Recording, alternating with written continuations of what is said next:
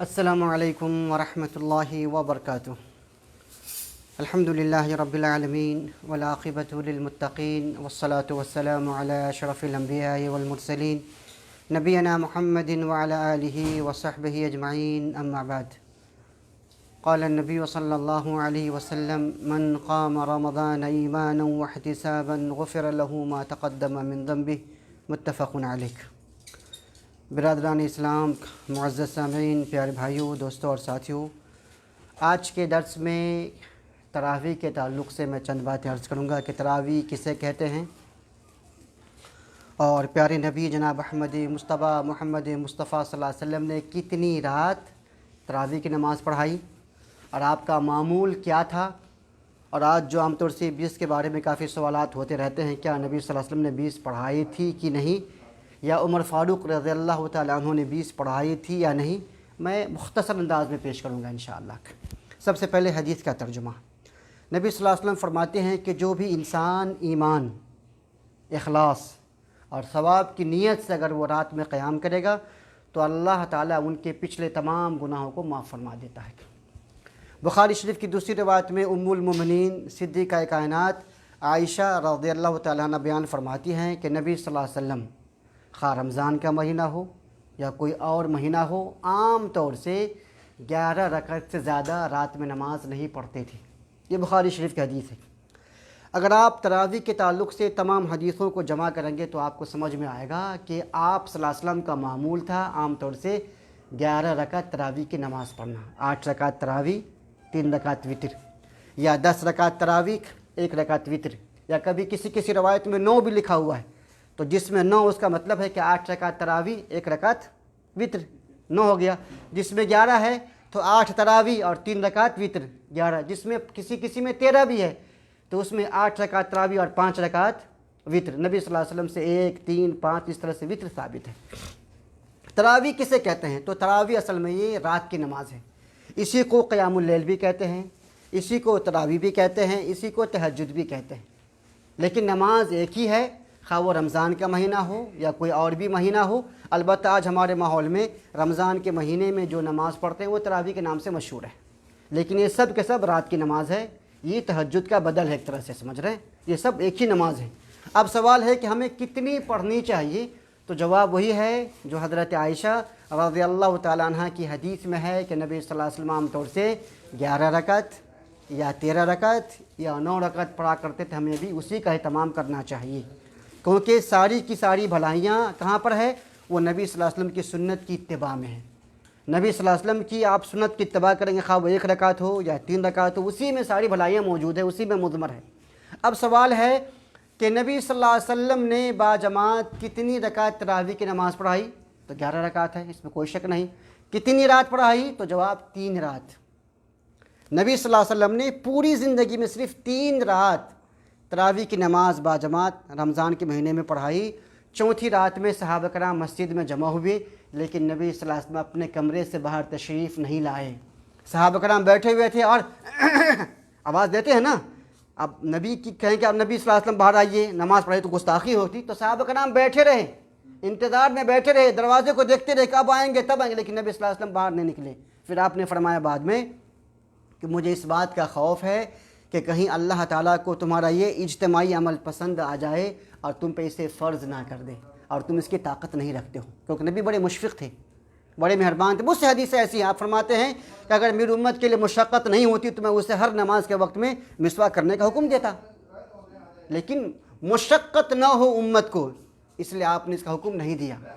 تو اللہ تعالیٰ اس امت کے لیے پریشانی نہ ہو، اس لیے نبی صلی اللہ علیہ وسلم چوتھی رات باجماعت نماز نہیں پڑھا۔ اس کے بعد صحابہ کرام اکیلے یا اپنے گوڑوں میں پڑھنا شروع کر دی۔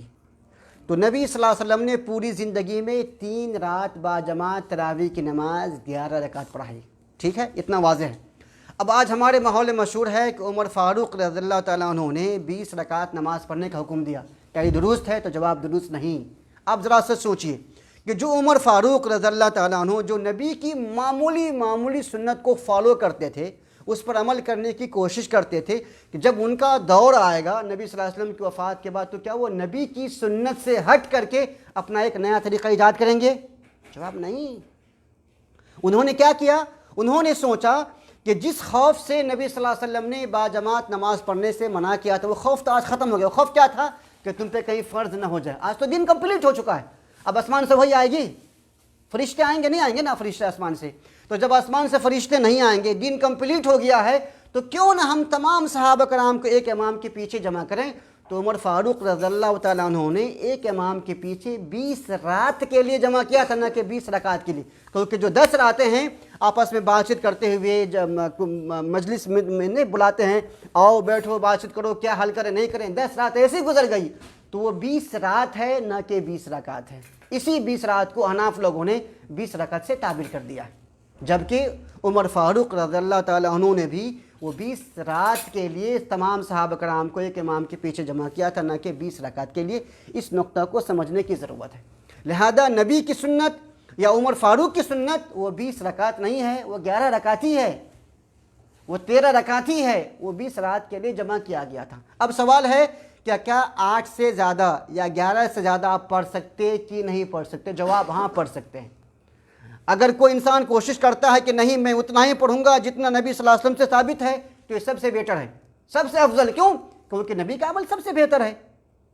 لیکن یہ سنت ہے، نفل نماز ہے، اگر کوئی آدمی زیادہ پڑھنا چاہے تو پڑھ سکتا، اب اسے آپ حرام نہیں کہہ سکتے، سمجھ رہے ہیں؟ آپ پڑھ سکتے ہیں، اور یہ ائمہ کرام سے بھی ثابت ہے، امام مالک رحمۃ اللہ علیہ سے بھی ثابت ہے کہ وہ لوگ رات میں اس سے زیادہ بھی نماز پڑھا کرتے تھے، ٹھیک ہے نا؟ اس لیے آج یہاں حرم میں دیکھیں گے آپ کہ پہلے 20 دنوں میں، پہلے 20 راتوں میں 20 رکعت تراویح کی نماز دو امام آ کے پڑھاتے ہیں، اور پھر 21 کی رات سے لے کر کے عید تک جو ہے 33 پڑھاتے ہیں۔ پتہ آپ لوگ نہیں پتہ ہے؟ 20 رات تک، ایک رمضان سے لے کر کے 20 رمضان تک 20 رکعت تراویح ہوتی ہے حرم میں، 10 کر کے، لیکن 21 جو آخری 10 رات ہے اس میں عشاء کے بعد 20 پڑھتے ہیں، اور پھر سحری سے پہلے پھر سے لوگ 11 پڑھتے ہیں یا 13 پڑھتے ہیں، تو آخری 10 راتوں میں 33 رکعت نماز ہوتی ہے۔ تو بہت سے لوگ جو ہیں حرم کو دلیل بناتے ہیں، حرم دلیل نہیں دوستو۔ حرم میں اختلاف سے بچنے کے لیے طریقہ اپنایا گیا ہے، کیونکہ حرم میں حنفی بھی آتے ہیں، شافعی بھی آتے ہیں، مالکی بھی آتے ہیں، حدیث بھی آتے ہیں، تو حرم میں اختلاف نہ ہو، کیونکہ کسی زمانے میں حرم میں 4 امام ہیں تو چاروں امام کے 4 مسئلے الگ الگ لگتے تھے، سب مختلف وقت میں نماز پڑھتے تھے، تو اس کو ایک کیا گیا ہے۔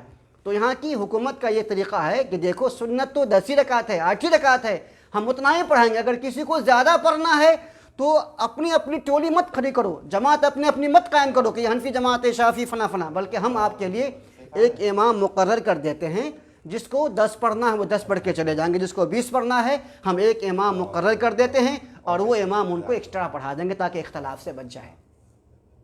اور یہ صرف حرم میں ہے، حرم کے بغل میں جو سب سے قریبی مسجد، آپ وہاں جا کے دیکھ لیجیے وہاں کتنی نماز ہوتی ہے؟ 8 ہوتی ہے، 11 ہوتی ہے۔ مسجد قباء کہاں ہے؟ مدینہ میں ہے کہ نہیں ہے؟ وہاں بھی 11 رکعت نماز ہوتی ہے۔ لہذا صرف تراویح کے باب میں حرم کو دلیل بنانا بھی تو درست نہیں ہے نا۔ حرم میں رفع دین کہاں کرتے ہیں؟ اللہ اکبر، ہاتھ کہاں تک اٹھاتے ہیں؟ اقامت کیسے ہوتی ہے؟ وتر کی نماز کیسے پڑھتے ہیں؟ تو ہم صرف ایک چیز کو دیکھیں اور باقی چیز کو چھوڑ دیں، یہ عقل مندی نہیں ہے نا۔ لہذا ہمیں کیا دیکھنا ہے کہ کون سا عمل قرآن و سنت کے مطابق ہے، کون سا عمل نبی صلی اللہ علیہ وسلم کے طریقے کے مطابق، ہمیں وہ عمل کرنے کی ضرورت ہے۔ تو خلاصہ کلام یہ کہ تراویح کی نماز ایک سنت ہے، ایک نفل نماز ہے، اور یہ رات کی نماز ہے، سب سے بہترین نماز ہے، ہمیں اس کی پابندی کرنی چاہیے، اور انسان کوشش کرے کہ اتنا ہی پڑھے جتنا کہ نبی صلی اللہ علیہ وسلم سے ثابت ہے۔ اگر کوئی زیادہ پڑھنا چاہے تو جائز ہے، لیکن یہ کہنا کہ 20 ہی سنت ہے 11 سنت نہیں، یہ دین میں زیادتی ہے، یہ سینہ زوری ہے، یہ تقلید ہے، یہ بغیر دلیل کے بات کرنے، اس کا کوئی ثبوت نہیں ہے۔ لہذا ہمیں سنت پہ عمل کرنے کی کوشش کرنی چاہیے۔ اب اور وتر کیسے پڑھیں گے، اس کا کیا طریقہ ہے، میں کسی اور درس میں بیان کروں گا۔ اللہ تبارک و تعالیٰ سے دعا ہے الہ العالمین تو مجھے بھی اور آپ سب کو کہنے سننے سے کہیں زیادہ ان باتوں پہ عمل کرنے کی توفیق عطا فرمائے، آمین۔ والسلام علیکم ورحمۃ اللہ وبرکاتہ۔ اگر آپ کے پاس اب کوئی سوال ہے تو آپ لوگ کر سکتے ہیں، کچھ پوچھنا چاہیں تو پوچھ سکتے ہیں۔ ہاں ہاں جی، یہ بھی درست ہے۔ اب سوال ہے کہ آج کل کرونا کی وجہ سے کم اللہ کا فضل ہے کہ مسجدیں کھلی ہوئی ہیں، باجماعت نماز ہو رہی ہے، لیکن ان کا طریقہ ہے کہ لوگ زیادہ دیر مسجد میں نہ بیٹھیں تاکہ بھیڑ بھاڑ نہ ہو، کیونکہ بھیڑ بھاڑ سے کرونا بڑھتا ہے تھوڑا سا۔ جیسے اب یہ بھی ممکن ہے کہ اس میں کوئی آدمی ایسا ہے جو افیکٹڈ ہو، ہمیں پتہ نہیں ہے، تو جتنی دیر وہ آپ کے بغل میں رہے گا بیماری پھیلنے کا اندیشہ زیادہ رہتا ہے، خدشہ ہے۔ تو اس سے بچنے کے لیے حکومت ایک طریقہ کیا کہ صرف آدھے گھنٹے میں نماز آپ کو پوری کر لینی ہے. تو اب آدھے گھنٹے میں 8 رکعت لوگ نہیں پڑھ پاتے ہیں, یا جب پڑھ رہے ہیں تو کافی تیزی سے پڑھنا پڑتا ہے. یعلمون تعلمون ادرسہ اس میں اتنا خوش و خود نہیں ہو پاتا ہے. تو ان لوگوں نے فیصلہ کیا کہ ہم صرف 4 پڑھیں گے. تو کوئی حرج کی بات نہیں ہے, آپ 4 پڑھیں انشاءاللہ, آپ کو 8 پڑھنے کا ثواب ملے گا الحمدللہ. آپ کی نیت ہے کہ اگر امام صاحب کو اگر اوپر سے الاؤ ہوتا 8 پڑھنے کا تو ہم 8 پڑھتے, تو آپ کو 8 کا ثواب ملے گا. یا اگر آپ چاہیں تو 4 پڑھنے کے بعد یا 2 اور 6 پڑھنے کے بعد وتر کی نماز نہ پڑھیں, آپ گھر میں آ جائیں, گھر میں آپ زیادہ پوری کر لیں, یا مسجد میں سائڈ میں جائیں آپ وہاں پوری کر لیں, لاسٹ میں وتر کی نماز پڑھ لیں. اس کی تفصیل میں کسی اور درس میں دوں گا آپ کو اور انشاءاللہ. میں اس طرح سے نیت کرتا ہوں کہ 4 امام صاحب پڑھاتے ہیں, پھر 2 میں پڑھ لیتا ہوں, ٹھیک ہے, پھر 2 جو وہ وتر میں پڑھاتے ہیں وہ لے کے میرا 4 ہو گیا. مطلب گویا کہ میرا 8 رکعت نماز ہوا تراویح کا اور 1 رکعت وتر ہوا. 2 آپ کون سا پڑھ لیتے ہیں؟ 2 4 5 کے بعد 2 رکعت میں خود سے پڑھ لیتا ہوں, ٹھیک ہے. اچھا, وہ تو عشاء کے بعد کی سنت ہے. وعلیکم السلام ورحمۃ اللہ. 8 نہیں مل پا رہا نا, تو کوئی حرج کی بات نہیں ہے, اگر 4 بھی پڑھ لیتے ہیں تو جائز ہے, 2 بھی پڑھ لیتے ہیں تو جائز ہے, کوئی حرج کی بات نہیں. اور اس کے بعد وتر والا جو 2 ہے وہ 2 ہو گیا, تو یہ گویا کہ 2 اور 2 4. ٹھیک ہے چلیں, کوئی بات, انما الاعمال بالنیات, آپ کو اپنی نیت کے حساب سے آپ کو اجر ملے گا انشاءاللہ, انشاءاللہ کوئی مسئلہ نہیں انشاءاللہ.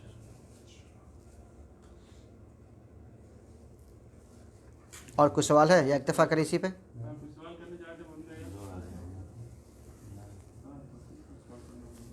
پاکستان میں جیسے ایک رات میں پوری قرآن ختم کرتے ہیں. ہاں جی ہاں, دیکھیے یہ بھی کافی جو ہے ایک بڑا مسئلہ ہے. آج اپنے ہاں جو ہے, اپنے ہاں لوگ صرف برکت کے لیے پڑھتے ہیں, جبکہ قرآن شریف برکت ہی نہیں ہے, اس کو سمجھنا ہے. یہ ہدایت کا سرچشمہ, ہدی للناس, سمجھ رہے ہیں نا, ہدی للمتقین, کہ یہ اس میں سب کے لیے ہدایت ہے. اللہ تعالیٰ آپ سے کیا کہنا چاہتا ہے, کس چیز کا حکم دیا ہے. جنت کا تذکرہ ہے تو آپ جنت کو پانے کے لیے دعا کریں, جہنم کا تذکرہ ہے تو اس سے آپ ڈریں, روئیں, گر گرائیں. یہ مقصد ہے قرآن شریف کا. آج ہمارے ہاں کے حافظی صرف یعلمون تعلمون یعلمون تعلمون, اور کچھ سمجھ میں آتا ہے؟ ہم لوگ عالم ہیں, ہمیں سمجھ میں نہیں آتا ہے, تو آپ کو کیا سمجھ میں آئے گا؟ تو ان کا مقصد صرف کیا ہے, قرآن کو صرف ختم کرنا. وہ مقصد نہیں ہے اسلام کا. اسلام کا مقصد کیا ہے؟ قرآن شریف کو پڑھنا, اور اللہ تعالیٰ نے اس میں کیا خطاب کیا ہے, آپ کو کن باتوں کا حکم دے, ان چیزوں کو سمجھنا, اس پہ عمل کرنا. تو ایک رات میں جو شبینہ ہوتا ہے اپنے ہاں, وہ تو بدعت ہے, وہ غلط طریقہ, ایسا ہمیں نہیں کرنا ہے. حدیث میں ہے اگر کسی نے 3 دن اور 3 رات سے کم میں قرآن شریف کو ختم کیا تو اس نے سمجھا ہی نہیں, اس نے گناہ کیا, پھر تو منع کیا گیا اسلام میں. پھر بھی آج ہمارے ملکوں میں ایسا ہوتا ہے, ایسا نہیں کرنا ہے. کم سے کم 3 دن 3 رات, وہ بھی وہ لوگ جو بالکل اچھے سے پڑھتے ہوں تو. لیکن جس طرح آج ہمارے ملکوں میں پڑھا جاتا ہے, اگر وہ طریقہ ہے تو وہ تو بالکل غلط ہے.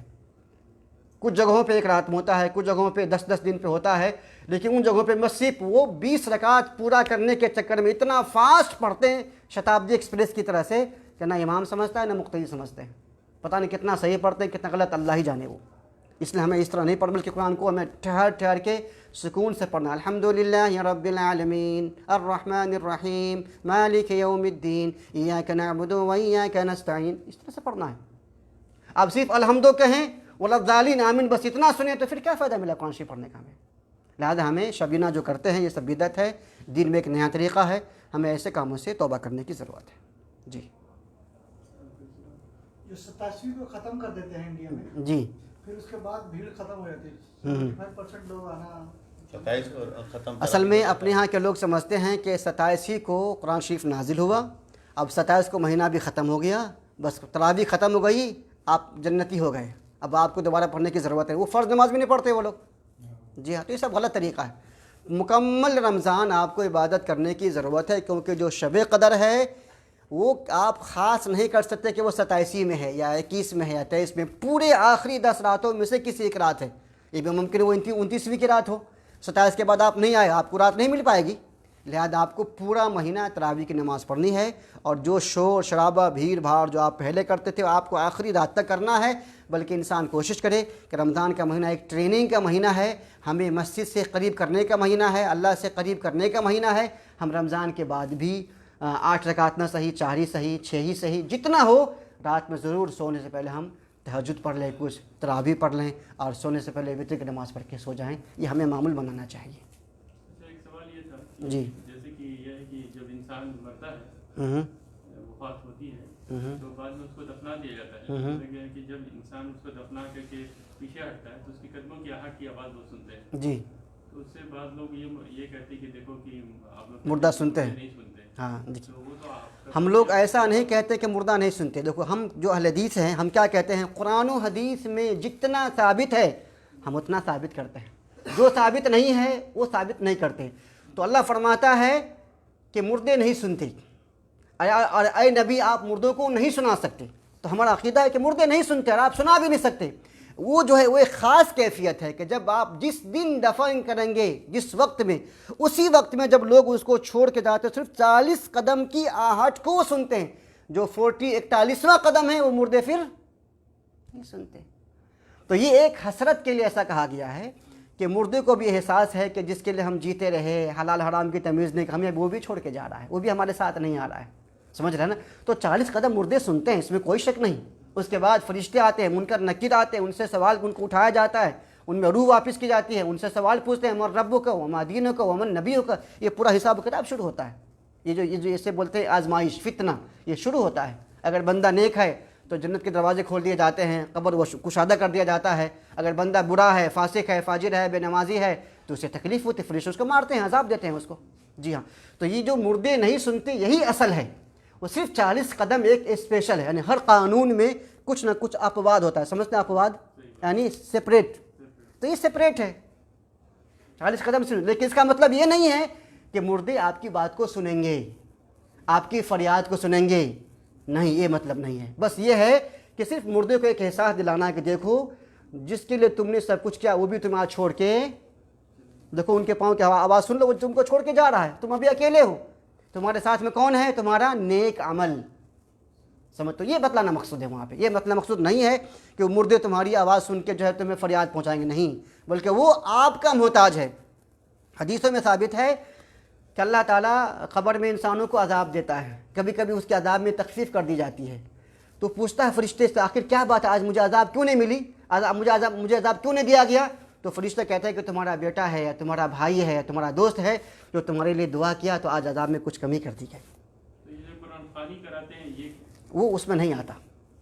آپ دعا کریں. اب دیکھیے اسلام کیا ہے, 2 چیز ہے کہ آپ عمل کریں اللہ کے لیے, اور طریقہ کس کا ہو, پیارے نبی محمد الرسول اللہ صلی اللہ علیہ وسلم کا طریقہ ہو. تو اب سوال ہے کہ کیا جب نبی صلی اللہ علیہ وسلم کے زمانے میں لوگ وفات پاتے تھے تو آپ نے قرآن خوانی کرنے کا حکم دیا؟ سب تو وہاں بھی اتنے نیک نہیں تھے, کیونکہ نبی صلی اللہ علیہ وسلم کے زمانے میں بہت سے واقعات ہوئے ہیں, زنا کے واقعات ہوئے ہیں کہ نہیں ہوئے ہیں, تو اچھے برے ہر زمانے میں ہوتے ہیں. تو عبادت کے لیے شرط ہے کہ نبی کا طریقہ ہو. اور آج جو قرآن خوانی ہے, جو مولوی قرآن شریف پڑھتا ہے انہیں ثواب ملتا ہے, ہاں, لیکن ہم جو ثواب بخشتے ہیں اس سے مردے کو ثواب نہیں پہنچے گا. البتہ جتنا پیسہ آپ خرچ کرتے ہیں قرآن خوانی کرانے میں, اگر آپ مردے کی طرف سے آپ وہ صدقہ کریں تو پھر آپ کو ثواب ملے گا انشاءاللہ. جزاکم اللہ خیر, والسلام علیکم ورحمۃ اللہ.